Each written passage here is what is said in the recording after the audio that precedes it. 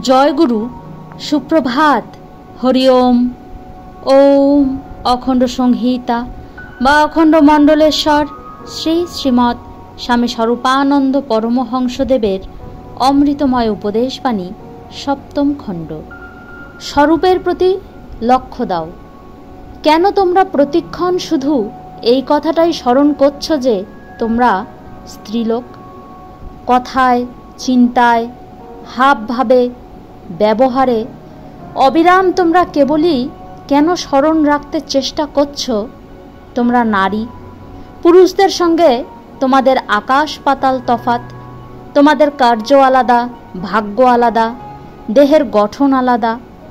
কেন তোমরা অবিরাম ধ্যান জমাও না যে তোমাদের স্বরূপ আর পুরুষের স্বরূপ আলাদা নয়?